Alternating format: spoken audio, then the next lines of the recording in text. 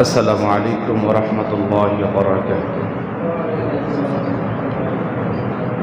إن الحمد لله نحمده ونستعينه ونستغفره ونؤمن به ونتوكل عليه ونعوذ بالله من شرور أنفسنا ومن سيئات أعمالنا.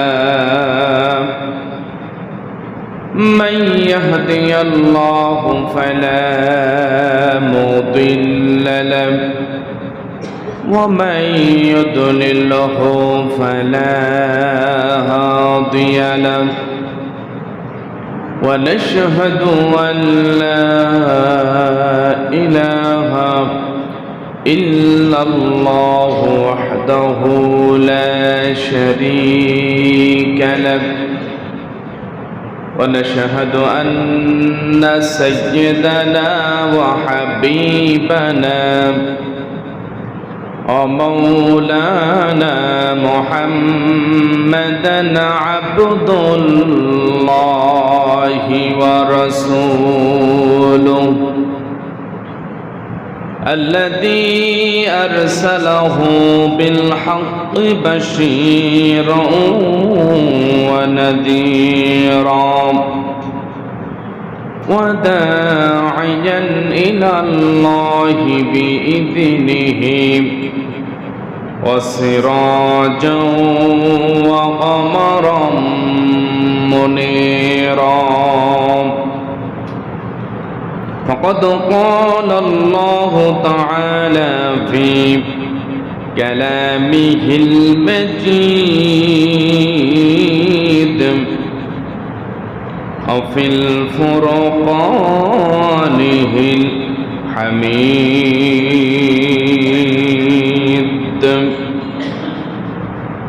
أعوذ بالله من الشيطان الرجيم. بسم الله الرحمن الرحيم. إن الله وملائكته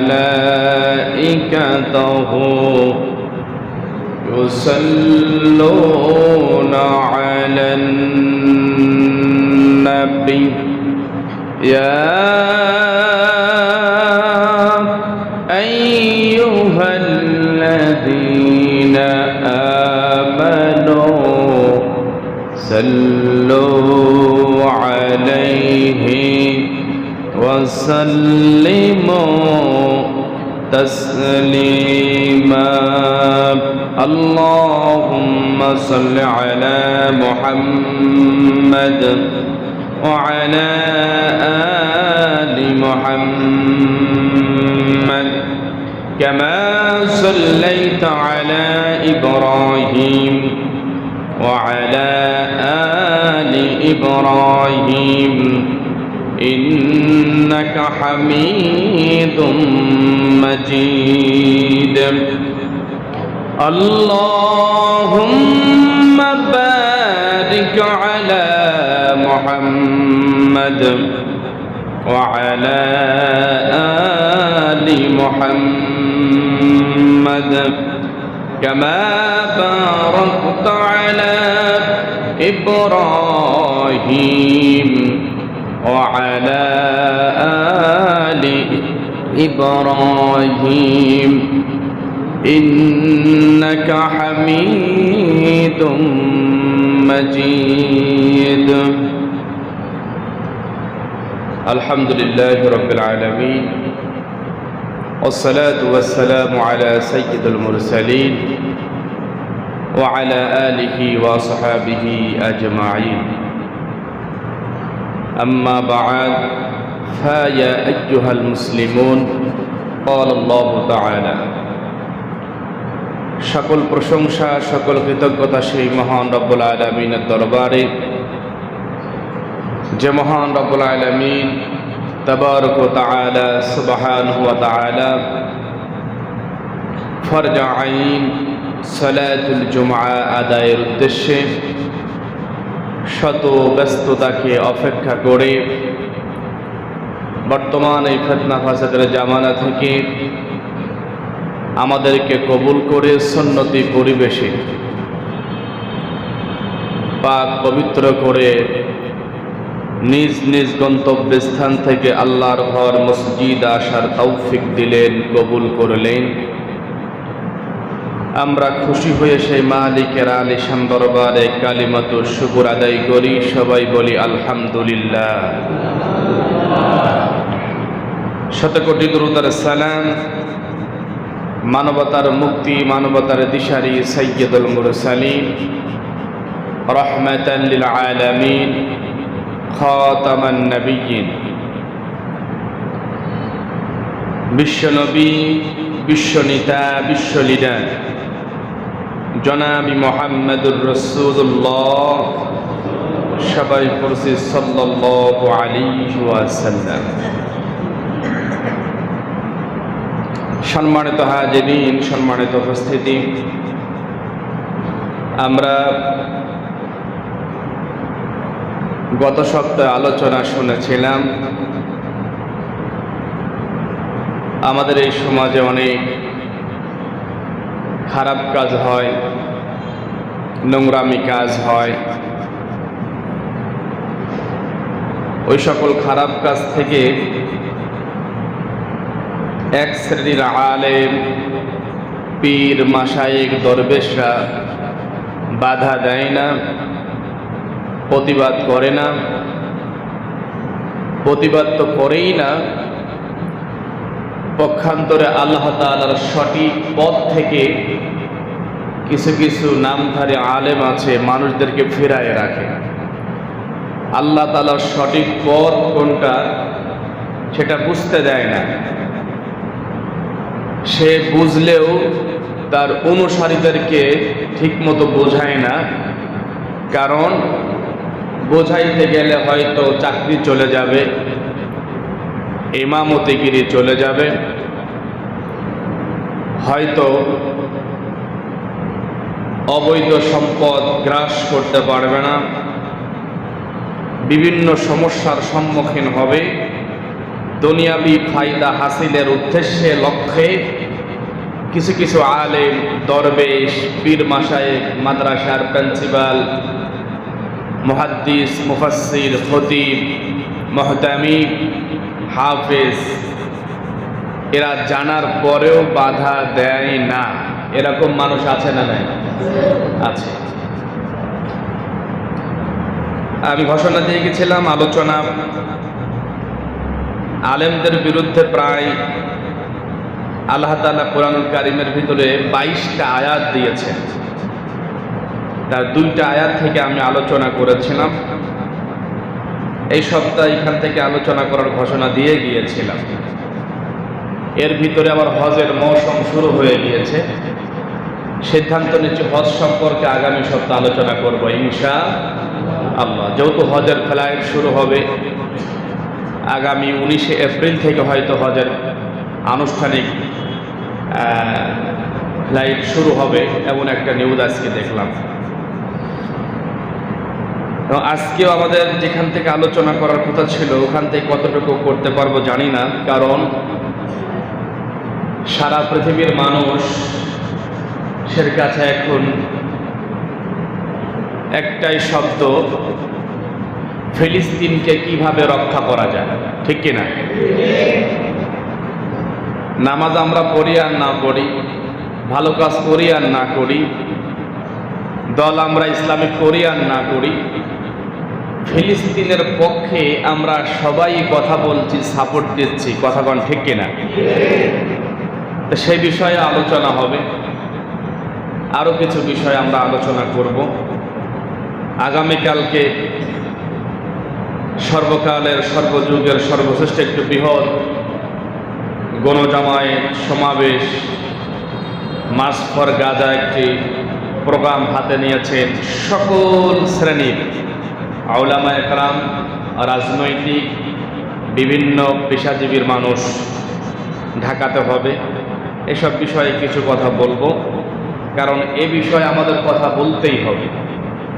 আমাদের ইমানের দাবি হলো সারা পৃথিবীর যে কোনো প্রান্তে আমার একজন মুসলমান ভাইয়ের পশমে যদি কেউ বিনা কারণে বাতাস দেয়, আঘাত করে, কষ্ট দেয়, পৃথিবীর যে প্রান্তে আপনি থাকেন না কেন, আপনার অন্তরে কষ্ট যদি লাগে, ব্যথা যদি অনুভব করেন, যদি শব্দ বের করেন, চোখের পানি যদি আপনার ঝড়ে বা কোণে আসে, তাহলেই বোঝা যাবে যে আপনার ভিতরে কিছুটা হলেও ঈমান আছে।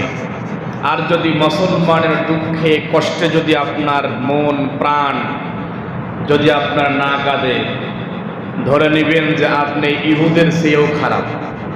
বোঝেন নাই আমার কথা? বন্ধুরা আমার, সেসব বিষয়ে আলোচনা করব। তার আগে একটু গত সপ্তাহে যেখানে আলোচনা থেকে রেখে গিয়েছিলাম সেখান থেকেই কিছু কথা আগে শুরু করি।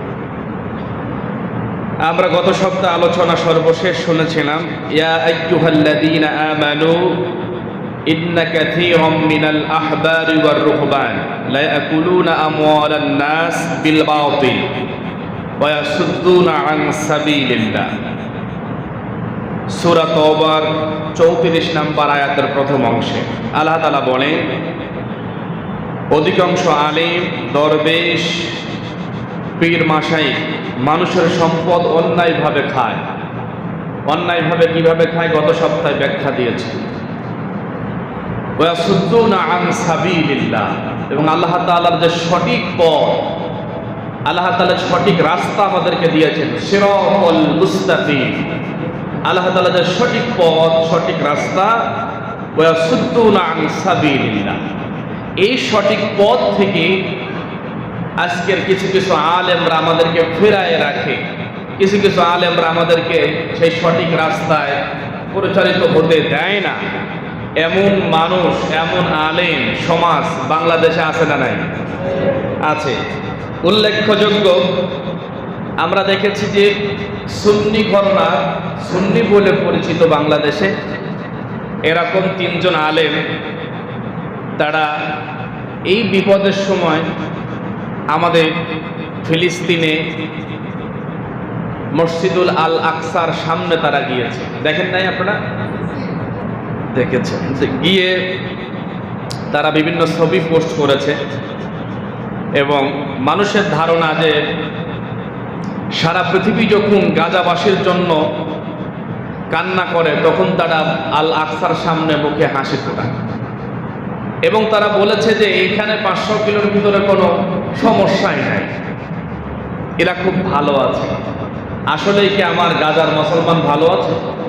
কথা বলে, কোনো ভালো নেই তারা বলছে। এবং মসজিদুল আকসায় যেতে হলে অবশ্যই আপনাকে ইসরায়েল হয়েই যেতে হবে, ইসরায়েলের অনুমতি নিয়েই যেতে হবে, ইসরায়েলের ভিসা নিয়েই যেতে হবে।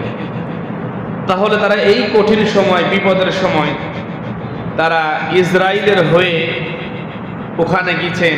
তাদের মুখের হাসি দেখে আর মনে হচ্ছে না তারা আমার ফিলিস্তিনি মুসলমান ভাই বোনদের, আবাল বৃদ্ধা বনিতা, শিশু, সবার জন্য তাদের কষ্ট আছে, এটা তাদের মুখ দেখে বোঝা যায় না। এটা নিয়ে অলরেডি বাংলাদেশের কিছু আলেম ওলামা কথা বলেছেন যে এটা তদন্ত করতে হবে। তারা এই সময়, এই কঠিন মুহূর্তে কিভাবে ওখানে গেল, কাদের ষড়যন্ত্রে গেল, কোন পরিস্থিতি ওখানে গিয়েছেন, কোন কোন পন্থা অবলম্বন করে গিয়েছেন, তাদের লক্ষ্য উদ্দেশ্যটাই কি, যাওয়ার কারণটাই কি, সব কিছু তদন্ত করার কথা জানিয়েছেন। দেখেন, তারা ওখানে গিয়ে বলছেন কোনো সমস্যা নাই। সমস্যা যেটা নেই, এমনি আমার দেশের মানুষ কিছু কিছু আছে যে যারা ফিলিস্তিনিদের পক্ষে নামবে, দোয়া করবে। এমনও কিছু মানুষ আছে যে তারা নামতে চায় না, দোয়া করে না, অর্থনৈতিক সহযোগিতা করে না। আছে না নাই? আছে না? এই যে গত কয়েকদিন আগে আমরা যে সারা বাংলাদেশে একটা বিক্ষোভ করলাম, মিছিল করলাম, আপনারা হয়তো অনেকেই শরীক হয়েছেন। এই বিক্ষোভ মিছিলের ভিতর আবার দেখলাম কিছু কিছু মানুষ বিক্ষোভ করার নামেই তারা বিভিন্ন শোরুমে, বিশেষ করে বাটা শোরুমে ঢুকে তারা লুটপাট করেছে, তারা চাঁদাবাজি করেছে, এমন দৃশ্য আপনারা দেখেন নাই? দেখেছেন? তা আমার প্রশ্ন হলো যে ওটা যদি ইসরায়েলি পণ্য হয়, তারপরে কি এরকম লুটপাট করা জায়েজ আছে? লুটপাট করা জায়েজ নেই। এটা খুলনাতে হয়েছে, অনেক গ্রেপ্তার হয়েছে। এক পর্যায়ে গ্রেপ্তার হওয়ার পরে দেখা যায় যে আমার সোনার ছেলেরা গ্রেপ্তার হয়েছে। ম্যাক্সিমামই তারা যুবলীগের কর্মী ছিলেন, ছাত্রলীগের কর্মী ছিলেন, আওয়ামী লীগ করেছেন তারা। আমরা মুসলমানদের পক্ষে নেমেছি, আন্দোলন করেছি যাতে ফিলিস্তিনকে স্বাধীন করা যায়। আর আমার এই আন্দোলনকে নষ্ট করে দেওয়ার জন্য, ধোলার সাথে মিশিয়ে দেওয়া, নস্যাৎ করে দেওয়ার জন্য তারাও এক শ্রেণীর নামধারী মুসলমান দাবিদার। তারা আমাদের আন্দোলনকে প্রশ্নবিদ্ধ করার জন্য আন্তর্জাতিক মহলে বাংলাদেশকে একটি সন্ত্রাসী রাষ্ট্র বানানোর জন্য তারা এই ধরনের আক্রমণ করেছে, লুটপাট করেছে, বাটার শোরুম থেকে চুরি করেছে। কথা কন ঠিক কিনা? আমরা আবার এই বাহিনীকে, এই লোকদেরকে বলি যে আবার বাংলাদেশে তারা আসুক, পুনর্বাসিত হোক। হওয়ার আগেই যারা ইসলামের পক্ষে যারা নামে এদের বিপক্ষে অবস্থান নেয়, অত্যন্ত পক্ষে সব বিশ্বাস করলেও এই বাংলাদেশে আওয়ামী লীগকে বিশ্বাস করা যায় না। কথা কোন ঠিক কিনা? বিশ্বাস করা যায়? কারণ বিশ্বাস করবেন কি করে? শুধুমাত্র আমার কথায় কষ্ট নিলেও কিছু করার নাই। আইয়ামি জাহিলিয়াত ছিল না? কথা কয় না? আয়ামি জাহিলিয়াত, আইয়ামি জাহিলিয়াত আর আওয়ামী জাহিলিয়াত। শুধুমাত্র মুখ একটু ঘুরাইলে, ওইটা একটু মুখ ছাড়ায়, একটু মুখ ঘুরায়, শব্দ কিন্তু কাছাকাছি, শব্দ কিন্তু কাছাকাছি। আয়ামি জাহিলিয়াত এমন একটি বর্বরতার জাহিলিয়াত ছিল, আহারে। ওই জাহিলিয়াতকে অনুসরণ করে আমার মনে হয় 15 বছর আওয়ামী জাহিলিয়াত ওদের রূপরেখায় দেশে প্রতিষ্ঠা করেছিল। কথা কন ঠিক কিনা? বন্ধুরা আমার, এরা আমাদের আন্দোলনকে নষ্ট করে দেওয়ার জন্য কঠিন গভীর ষড়যন্ত্র করেছে। আমরা যেভাবে রক্ত দিয়ে একটি দেশকে সুন্দর সাজানোর চেষ্টা করেছি, হাজার রক্তের বিনিময়ে সুন্দর একটি বাংলাদেশ পেয়েছি, প্রয়োজনে আবার রক্ত দিব। তারপর আমার সুন্দর সুশৃঙ্খল গোছালো বাংলাদেশ যে পথে হাঁটছে, এই পথে যারাই বাধাগ্রস্ত করবে, এক বিন্দু রক্ত থাকতেও তাদেরকে আমরা ছেড়ে দিব না। কথা কোন ঠিক কিনা? ছেড়ে দেওয়া যাবে? ছেড়ে দেওয়া যাবে না। থেকে মানুষ অনেক পন্থা অবলম্বন করে বাধা দেয়, আমাদের আন্দোলনকে থামিয়ে দেওয়ার চেষ্টা করে। আল্লাহ সঠিক পথ থেকে আমাদেরকে ফেরায় রাখে।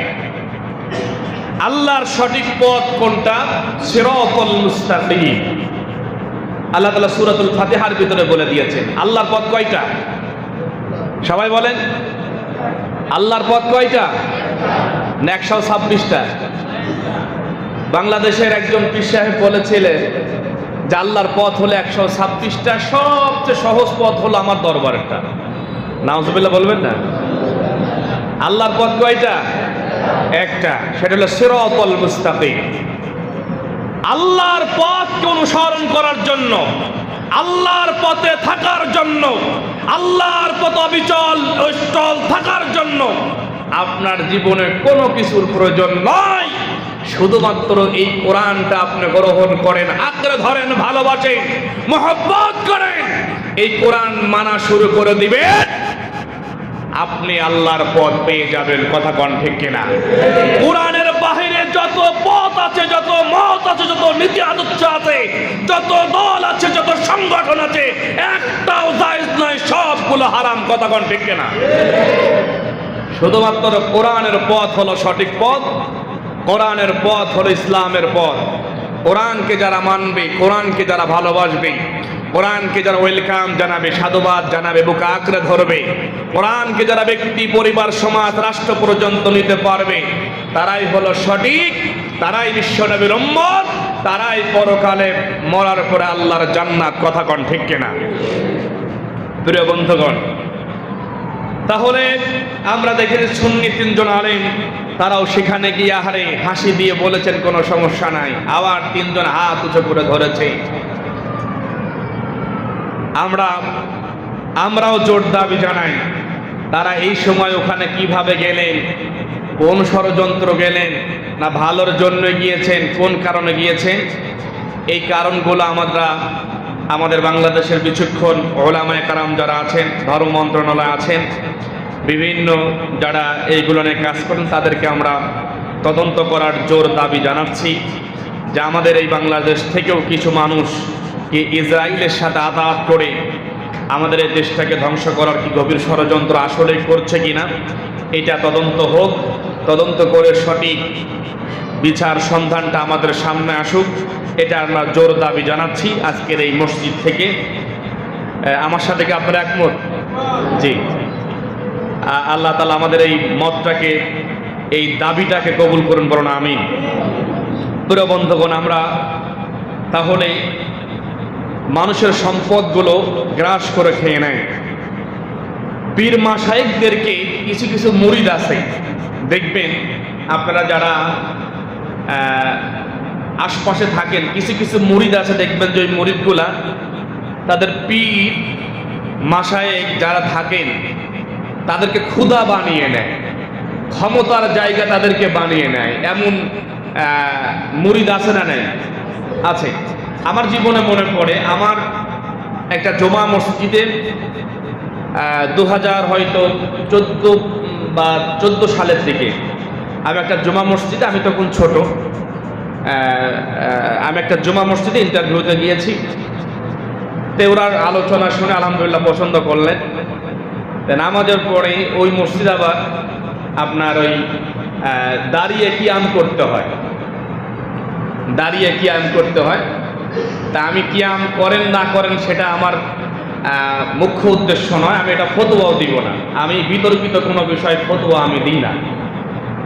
দাঁড়িয়ে কিয়াম করতে হয়, তা আমি কিয়াম দাঁড়িয়ে আমি ওগুলো করি নাই। আমাকে বললো, হুজুর আপনার সব ভালো লেগেছে, আপনি কেন দাঁড়িয়ে এই মিলাদ পড়ালেন না? তাই বললাম, দেখেন আমি বিতর্কিত করব না, আপনি পড়লেও পড়েন, না পড়লেও না পড়েন।